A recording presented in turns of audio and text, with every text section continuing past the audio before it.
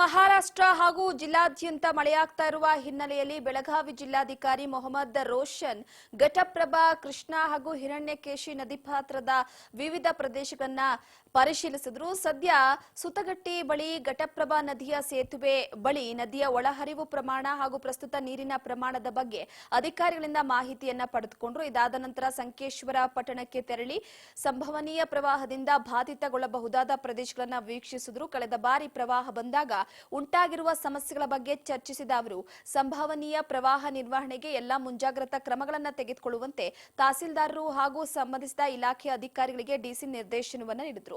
ಇದಲ್ಲದೆ ಕೆಳ ಹಂತದಲ್ಲಿರುವಂತಹ ಸೇತುವೆಗಳು ಮುಳುಗಡೆಯಾದಾಗ ಎಚ್ಚರಿಕೆಯ ಫಲಕಗಳನ್ನು ಅಳವಡಿಸಿ ಜನರು ದಾಟದಂತೆ ಬ್ಯಾರಿಕೇಡ್ ಹಾಕಬೇಕು ಅಂತ ತಿಳಿಸಿದರು. ಇದೇ ವೇಳೆ ಮಾತನಾಡಿದ ಜಿಲ್ಲಾಧಿಕಾರಿ ಮೊಹಮ್ಮದ್ ರೋಷನ್, ಸದ್ಯಕ್ಕೆ ಜಿಲ್ಲೆಯಲ್ಲಿ ಪ್ರವಾಹ ಸ್ಥಿತಿ ಉದ್ಭವಿಸಿಲ್ಲ, ಆದಾಗ್ಯೂ ಕೂಡ ಎಲ್ಲ ಮುಂಜಾಗ್ರತಾ ಕ್ರಮಗಳನ್ನು ತೆಗೆದುಕೊಳ್ಳಲಾಗಿದೆ. ಈಗಾಗಲೇ 26 ಬೋಟ್ಗಳಲ್ಲಿ ಸನ್ನದ್ಧ ಸ್ಥಿತಿಯಲ್ಲಿಡಲಾಗಿದೆ. ಅಗತ್ಯವಿದ್ರೆ ಹೆಚ್ಚುವರಿ ಬೋಟ್ಗಳನ್ನು ಕಾರವಾರದಿಂದ ತರಿಸಲಾಗುವುದು ಅಂತ ಹೇಳಿದ್ದಾರೆ.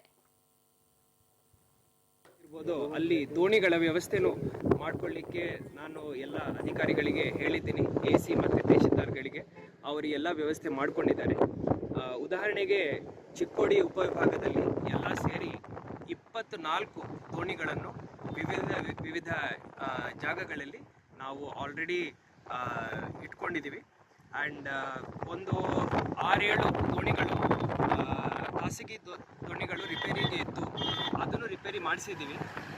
ಇನ್ನೂ ಹೆಚ್ಚು ದೋಣಿಗಳು ಬೇಕಂದರೆ ನಾನು ಈಗಾಗಲೇ ಉತ್ತರ ಕನ್ನಡ ಜಿಲ್ಲಾಧಿಕಾರಿ ಲಕ್ಷ್ಮೀಪ್ರಿಯ ಅವರ ಜೊತೆ ಮಾತಾಡಿದ್ದೀನಿ.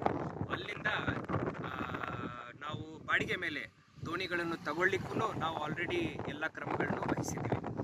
ಇವತ್ತು ಘಟಪ್ರಭಾ ಮತ್ತು ಹಿರಣ್ಯಕೇಶಿ ಮತ್ತು ಈಗ ನಮ್ಮ ಚಿಕ್ಕೋಡಿ ಈ ಭಾಗದಲ್ಲಿ ಎಲ್ಲ ನದಿಗಳನ್ನು ನಾವು ಕಳ್ಳೋಳ್ ಬ್ಯಾರೇಜ್ ಹತ್ರ ನಾವೀಗ ಇದ್ದೀವಿ.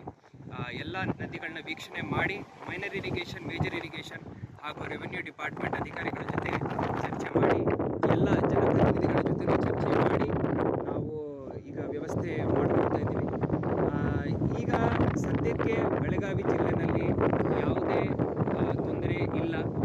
ಮಳೆ ಪ್ರಮಾಣ ಏನಿದೆ ಅದು ಮಹಾರಾಷ್ಟ್ರದಲ್ಲಿ ಮಳೆ ಇರ್ಬೋದು, ಅದು ಕಡಿಮೆ ಆಗಿದೆ. ನಮ್ಮ ನದಿಗಳಲ್ಲಿ ಇರೋ ಪ್ರವಾಹನೂ ಕಡಿಮೆ ಆಗಿದೆ.